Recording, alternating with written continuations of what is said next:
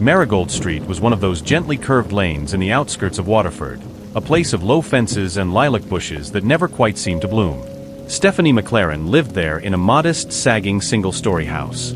At 41 years old, she had lived her entire life in the same city, and nearly half of it in that very home. The paint on her walls was peeling, the porch steps warped, but that house held her memories, her secrets, and her regrets. She was known around the neighborhood as a private but polite woman. She raised her 2 adult children mostly on her own after losing her husband in a factory accident almost 2 decades ago. A mother in her late teens, she had struggled for years on meager wages, juggling multiple part-time jobs and never quite making ends meet. In the small community around Marigold Street, those who knew her recognized the tired slump in her shoulders, the persistent lines of worry etched on her brow. A short walk away was a convenience store that sold coffee, snacks, and lottery tickets. Stephanie would periodically indulge in buying a single ticket, only one, strictly on payday. It was less an act of genuine hope than a small whimsical tradition, a flicker of foolish optimism that maybe fortune could bend in her favor, or at least brighten her daydreams for a moment. Her younger sister, Mary, teased her about it. "Steph, that's a donation to false hope," Mary would say. But life was harsh, and Stephanie's mild attempts at changing it by chance felt harmless. She'd never imagined that something extraordinary might come of her humble lottery habit. One late autumn day, Stephanie followed her usual routine. She tidied up the living room, grabbed her worn-out purse, and headed off to the convenience store, planning to pick up a loaf of bread, some canned soup for the week, and of course, a single lottery ticket. The air outside was crisp. Wispy clouds drifted in the pale sky, as if nature itself was reluctant to show color. She entered the store's cramped interior, greeted with the smell of old carpet and sugary coffee. Behind the counter was Lucy, a friendly clerk in her 20s. Lucy flashed a smile. "Hey, Stephanie." "Same as always." Stephanie gave a quick nod. "Yes, milk, bread, can of tomato soup, and 1 ticket." Lucy printed the lottery ticket from a battered machine, handing it over. "Good luck," she said, more out of courtesy than belief. In Stephanie's entire local circle, few truly believed in the big wins. Stephanie offered a small grin, pocketing the slip. As she walked home, she paused outside an old roadside shrine she often passed. It was a neglected, half-rotted structure with faint carvings along the roof, overshadowed by an oak tree. The local rumor was that the shrine had been built decades ago to honor the spirit of someone who died unexpectedly, but over time, it had fallen into disrepair. Normally, she might just pass by with no attention, but this day, a strange impulse tugged at her. She slowed. The shrine's wind chime was tangled in leaves and spiderweb. Stephanie felt a curious pang of pity. "All alone," she murmured, half laughing at herself. She rummaged in her purse for a few coins. She had next to nothing, but she carefully placed those coins on the shrine's chipped ledge. She exhaled, brushing off her momentary whimsy, and proceeded home. 2 days later, a Friday, the local lottery results were announced on the radio. Stephanie was at the small dining table, chewing on a stale dinner roll. Her daughter Diane had moved out to attend a distant college, while her son Brandon worked in another state. She listened absent-mindedly to the scratchy voice listing off numbers. She had the tickets stuffed in a purse that was slung behind a kitchen chair. Then the station repeated the numbers. She recognized them. A creeping numbness overcame her as she grabbed her crinkled ticket. Number by number, they matched exactly the winning combination. She double-checked, triple-checked. Hands trembling, she burst out an incredulous laugh. Was she hallucinating? The final verification left no doubt. She had indeed won a multi-million-dollar jackpot. Stephanie sank onto a chair, heart thudding. This can't be real. But the adrenaline crashing through her system insisted it was. She rummaged for her battered phone, dialing Mary. Through tears of disbelief, she told her sister the improbable news. I actually won." Mary shrieked in glee so loudly that Stephanie jerked the phone from her ear. There was no question. Stephanie's bleak hand-to-mouth existence could drastically change now. Yet a prickling sense of dread slithered in the back of her mind.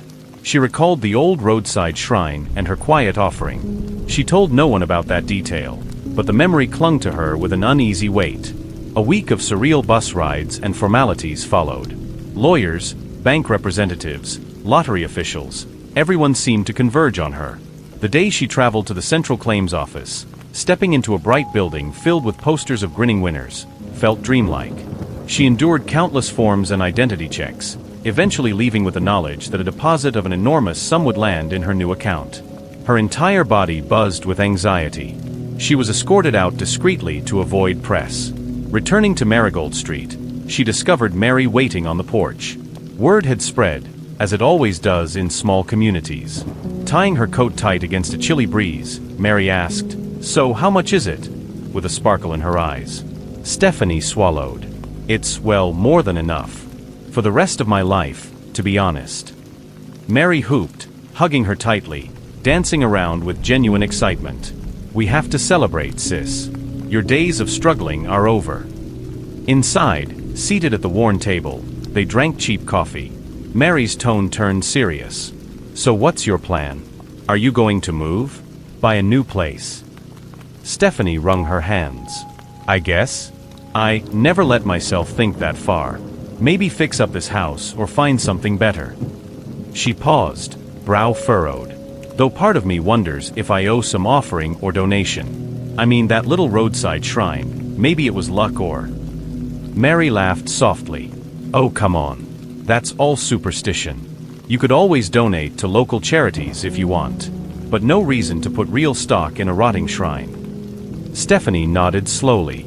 She recalled the coins she'd left. Some part of her whispered, promised gratitude should be paid. But swayed by Mary's cynicism and her own disbelief, Stephanie let the matter drop. By the end of the month, Stephanie had indulged in modest luxuries: new furniture, a modern TV, and a brand new sedan.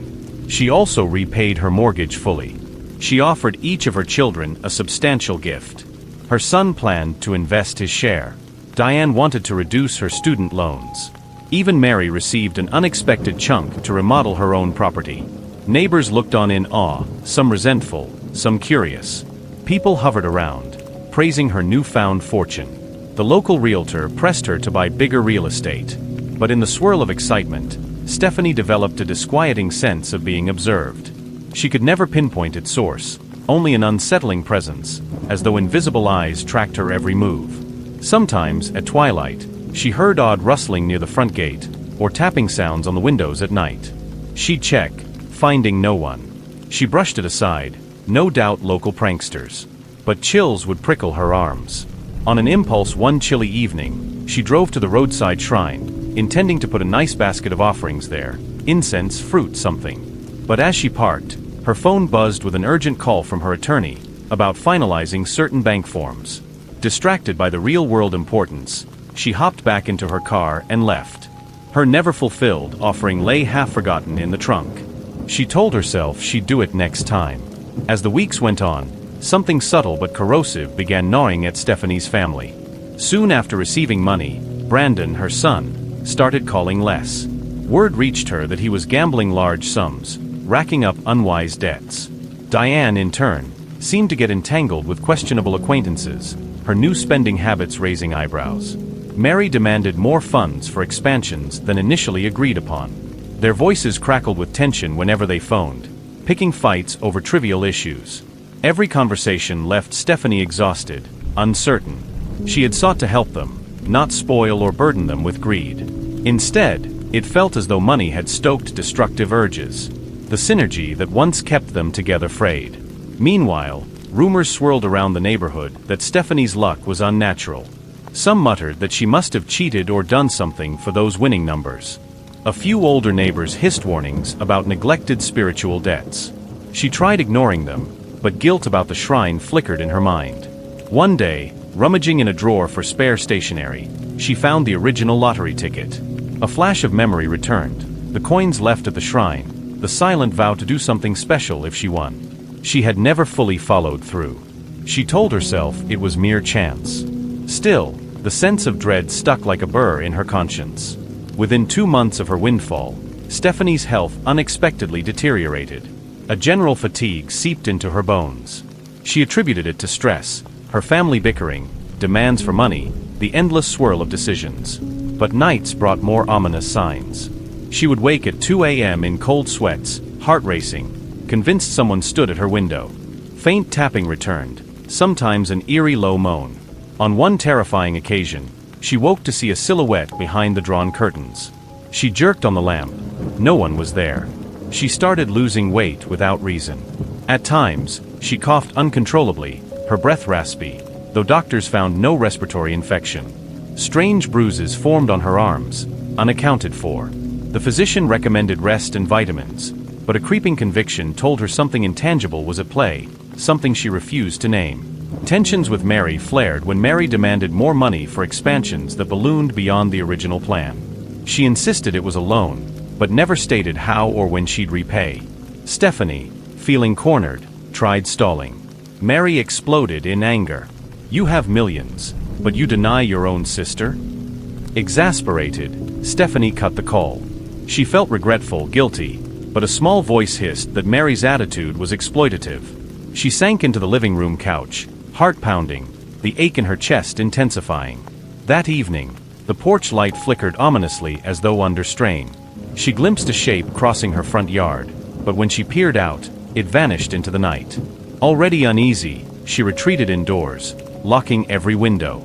Her reflection in a hallway mirror startled her, dark circles under her eyes, pallid cheeks. She muttered, "I'll do it tomorrow.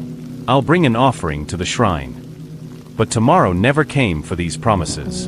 One restless midnight, Stephanie jolted awake, sweat drenching her pillow. She sensed a presence in the house, a coldness emanating from the kitchen. She forced herself to investigate, tiptoeing across the dark living room. The overhead light switch refused to function. By phone flashlight, she advanced. A faint scraping noise emanated from near the back door. Her heart hammered. She whispered, "Hello?" No reply. Then faintly, a hiss of static and an echoing sigh. The phone flashlight flickered. She flicked it around. For a split second, it caught a glimpse of a figure at the threshold of the back door. Tall, shadowy, face obscured. She gasped, stumbling backward. The figure dissolved as the phone's beam shook in her trembling grasp. A wave of dizziness swamped her. She sank to her knees, the sense of oppressive gloom smothering her. Her body felt sapped of energy. Something in that presence radiated malevolent force, as though punishing her for ignoring a crucial debt. Crawling back to her room, she collapsed onto the bed, breath ragged. This had gone beyond random illusions. She was convinced a sinister entity was haunting her home, fueling the unraveling of her family's bond, and draining her vitality. Within days, trouble escalated. Brandon lost his job after failing to appear for multiple shifts, rumored to be tangled with gamblers. Diane abruptly dropped out of college, claiming she no longer found meaning in her studies. Mary stopped returning calls, presumably furious at being denied further funds. Her neighbors, once neutral, now eyed her with suspicion or envy. Stephanie realized she was alone. The house felt like it was rotting from within, an echo of her own rotting luck. She found a small letter slipped under the door one morning, an anonymous note scrawled with shaky letters, reading only, "You owe a debt." A chill scuttled across her spine. She almost called the police, but reason told her no human stalker wrote that. She suspected a dark twist, that intangible vow at the shrine had transformed into a curse. The intangible power demanded retribution for her broken promise. Determined to break free from the choking paranoia, Stephanie decided to visit that old roadside shrine once and for all, to properly leave an offering and beg forgiveness for neglecting her vow. She prepared a basket with fresh fruit, incense, and a small sum of money. Upon arrival at dusk, she discovered the area deserted, weeds grown tall around the structure. The shrine looked even more dilapidated, its wooden framework barely holding. She knelt on the grass, carefully placing the fruit and money on a flat board. Then she lit incense sticks, pressing them into a makeshift holder. Her voice shook. I never returned to fulfill my promise. I've been selfish, caught up in my own fortune. Please accept these offerings. If I offended or neglected some vow, I'm sorry. I just want peace. The final rays of sun cast elongated shadows across the shrine. The wind rustled the leaves overhead, momentarily sounding like whispered voices. Stephanie closed her eyes, reciting any apology she could muster. Her heart pounded, but a sliver of hope bloomed that maybe this ritual of contrition might ease the malevolent presence. She concluded, burying her guilt in trembling words. She extinguished the incense. As she stood, the hush around her felt heavier, not lighter. She glanced about. No sign or omen indicated acceptance. But the deed was done. She exhaled, turning to leave. She silently prayed it would be enough. That night, she felt a shred of relief, almost expecting her nightmares to cease. Yet the opposite occurred. She was assaulted by a vivid dream. She found herself in a swirling black void, confronted by a grotesque shape half-formed with contorted limbs. A voice, deep and wrathful, thundered, "Too late, too little." She tried apologizing again, but the voice roared, "You do not pay a debt with scraps of pity." The shape lunged. She woke screaming, drenched in perspiration, pillow clutched to her face. The bedside clock read 3 a.m. She wiped her tears, a gnawing conviction settling in her chest. Her half-hearted offering came too late. In the morning, she discovered an ominous circle of ash outside her doorstep, as if someone had scattered black powder into a ring. The stench of sulfur lingered. Horror welled up within. Some malevolent force was marking her territory. That same day, Mary unexpectedly appeared on Stephanie's porch, face drawn. She admitted her expansions had collapsed financially, leaving her in huge debt. She demanded more money. The conversation spiraled into an ugly shouting match. Mary hurled blame. "If not for your windfall, none of this pressure would have happened. I hate you for giving me false hope." Stephanie reeled at her sister's bitterness. "You pressured me for more funds. I never forced you to expand beyond reason," she retorted. Mary slammed her fists on the porch rail. "I wish you never won that cursed lottery. Everything was simpler before." She stormed off, leaving Stephanie trembling with sorrow. She realized that the windfall had not brought them happiness, only greed and resentment. The sense of a curse overshadowing them grew. Yet deeper within, an intangible presence seemed to feed on their discord. Something was devouring the family from the inside out. Tormented by nightmares and ominous signs, and with her family fracturing, Stephanie sought help from local spiritual practitioners. She tried speaking with a well-known medium, Madame Celia, who performed house cleansings. After hearing Stephanie's story, Madame Celia frowned. "A vow you made and didn't keep, plus the negative energy from your newly chaotic family life. That's enough to give malevolent forces a strong foothold. They thrive on broken promises and fractious hearts." Stephanie pleaded for a ritual cleansing. Madame Celia agreed to come the next evening. In the interim, she gave Stephanie a protective charm, a small amulet carved with blessing symbols. "Wear it to shield your spirit from immediate harm," Celia warned. "But the family negativity must also be addressed, or the turmoil only grows." That night, while pacing her living room, Stephanie found herself coughing painfully, gagging on a bitter taste in her throat. Her chest felt like it was seized by an icy hand. She sank to her knees, alone in the silent house, tears streaming. She murmured, "I never wanted this. This can't be the price for wanting a better life." The next evening, Madame Celia arrived with a bag of supplies: incense, salt, candles. She planned a thorough house cleansing, urging the restless force to depart. They set up in the living room, drawing protective chalk marks on the floor. Celia lit the incense, chanting softly to calm any wandering spirits. At first, the air felt slightly calmer, as though the tension had retreated. Then Celia sprinkled salt across thresholds. She was about to light a candle near the front door when an invisible force slammed it shut, extinguishing the overhead light. The house plunged into gloom. Celia gasped, turning to Stephanie. "Stay behind me." She hoisted her candle and resumed chanting. The entire living room quivered with an unseen presence. A furious wind seemed to swirl inside the closed space, rattling windows. From deep in the hallway, a guttural growl resounded. Celia stiffened, voice trembling as she redoubled her incantation. The growl erupted into a cacophony of hissing and moaning. Shadows flickered in corners, coalescing into shapes. Stephanie thought she glimpsed a figure with hollow eyes, contorting with rage. Then a voice howled, "All your money can't redeem your broken word. You pay in blood for disrespecting the spirits." A violent gust struck Celia, knocking her sideways. Her candle flew from her hand, flames sputtering out. Stephanie stifled a scream. She scrabbled to pick up the candle, but something cold clutched at her wrist, making her drop it again. Darkness swallowed them. Celia choked out, "It's too powerful. I need more time. We must retreat." But before they could move, the front door flung open of its own accord, letting a swirl of wind surge in. Madame Celia seized Stephanie's arm, dragging her outside. Coughing and panting, they stumbled onto the porch. From beyond the threshold, flickering lights glowed, then vanished. The presence inside seemed to pulse with triumphant malice, as if mocking them. Celia, shaking her head, muttered, "Something older than a standard haunting is at work. A deep spiritual debt. I can't fix it alone." After that failed attempt, Stephanie's health plummeted. She was too weak to handle daily tasks. Fevers racked her body, her appetite gone. She made an emergency hospital visit. Tests showed no clear diagnosis.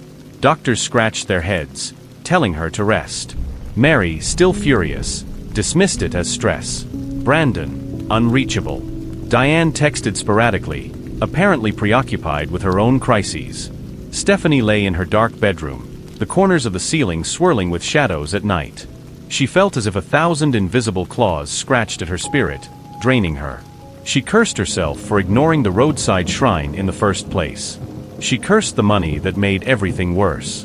And she cursed her own reluctance to make genuine amends.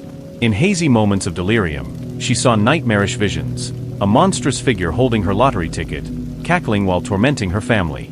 She screamed herself hoarse, but no one responded. Even after regaining some clarity, she recalled the vision with dread. A bleak morning came when Mary, Brandon, and Diane all converged on the house, presumably to check on Stephanie's condition. Instead, the gathering turned into a shouting match about finances. Each child demanded more money or cursed the misfortune that had befallen them. Mary insisted the father's house, which Stephanie had also partially paid off, was worthless, blaming Stephanie for the expansion's fiasco. Brandon called Mary a mooch. Diane, in tears, ranted about losing her scholarship. The argument escalated to near physical confrontation. Stephanie, trembling on the couch, tried to calm them, but a wave of dizziness hit her, and she collapsed. Instead of immediate care, the siblings continued accusing each other. The moment was a final blow. The entity lurking in the house seemed to feed on their hostility, thickening the air with malevolence. A door slammed spontaneously, sending everyone's hearts lurching. Furious, the siblings parted ways, leaving Stephanie alone once again. Her illusions of family unity shattered beyond repair. That evening, nurse instructions demanded she rest in bed. She mustered a final attempt to call Mary, only to get voicemail. She texted Diane and Brandon, receiving no reply. Sobbing quietly, she realized she was truly alone in a cursed house, with a fortune that had mutated into a nightmare. On her final thread of energy, Stephanie decided to attempt an extraordinary measure. She would gather every last bit of wealth she could spare, cash from her safe, plus gifts she had yet to distribute, and bring it all to the roadside shrine to ask forgiveness. Perhaps an extravagant gesture could appease whatever intangible force hovered over her life. Late at night, she loaded a backpack with envelopes of money, some jewelry, and other valuables. She drove under a moonless sky to the old shrine. The air was unnaturally still. She set out the money near the crumbling wooden structure, kneeling on the cold ground. Sobbing, she lit incense, speaking aloud in near hysteria. "I have brought everything I can. I beg your forgiveness. I neglected to keep my word. Take it, take all you want. Just release me, release my family. Let us have peace, please." Her voice echoed among the trees. For several minutes, silence reigned. Then, a sudden gust extinguished her candle flame. She shivered in the gloom, waiting for a sign. Still, no voice answered. The offerings lay untouched. She felt neither relief nor acceptance. Weary, she stood, leaving everything behind, hoping at dawn the intangible power might accept it. She drove away, tears burning tracks down her cheeks. Dawn broke without improvement. She discovered that the valuables had disappeared from the shrine, but no sense of uplift washed over her. Instead, an undercurrent of doom hung heavier. The presence in the house became tumultuous. Doors rattled, windows clattered with no wind, lights flickered. She nearly collapsed from fear. That evening, while lying in bed, too ill to stand, a swirling mist filled the hallway, coalescing into a figure. She recognized it from her nightmares. Tall, monstrous, brandishing the phantom shape of her lottery ticket. The entity exuded a vile aura of betrayal and greed. It hissed, "All your attempts mean nothing now. Your family's ruin is sealed." Payment was not made in time. Stephanie screamed, agony ripping through her chest. Her vision blurred. The last coherent memory she had was the sense of an unstoppable malevolent force looming over her bed. She heard glass shatter somewhere in the house. Then blackness swallowed her consciousness. Weeks later, rumors circulated in Waterford about the lonely house on Marigold Street. Neighbors reported ambulances arriving late one night, departing swiftly with no sirens. Whispers claimed the occupant, that lucky lottery woman, had either succumbed to a mysterious illness or vanished. Some believed she was institutionalized or took flight in secret. Others swore they saw something dark lingering around the property. Mary, Brandon, and Diane scattered. The siblings parted with no reconciliation. Mary moved to a cramped apartment in a distant town, deeper in debt. Brandon gambled away most of his share and ended up drifting between precarious jobs. Diane, rumored to have substance problems, couch-surfed among friends. The promised prosperity had degenerated into a nightmare. The battered house on Marigold Street remained vacant for months, eventually posted for sale by a reluctant realtor. Yet potential buyers who toured found unsettling cold spots and odd echoes in the halls. They left with uneasy hearts, unwilling to risk the property, no matter how drastically the price dropped. And so the memory lingered like a bitter aftertaste in the neighborhood's collective mind. A woman who had everything shift overnight but neglected a vow of gratitude, unleashing an intangible horror that devoured not just her fortune, but the cohesion of her family. Legend had it that if one passed the old roadside shrine at dusk, they might glimpse the outline of a sorrowful silhouette, a woman's figure kneeling in regret before the decrepit wood, or perhaps a phantom shaped like a monstrous presence clutching a winning lottery ticket. Both visions were rumored to appear, cautioning travelers never to break a spiritual pledge, lest they too learn that fortune unacknowledged can bring about one's downfall. Thus, the story of Stephanie McLaren's extraordinary luck, never truly embraced or repaid, serves as a reminder: promises to the unseen are not to be made lightly. Sometimes, a neglected vow can turn blessings to curses, scattering a family like leaves in the wind. And even after the last occupant left, the house stands as a testament to a truth that money alone cannot save, that trifling with cosmic forces, be they faith or fate, without fulfilling one's part might demand a dreadful price, paid in heartbreak and haunted emptiness.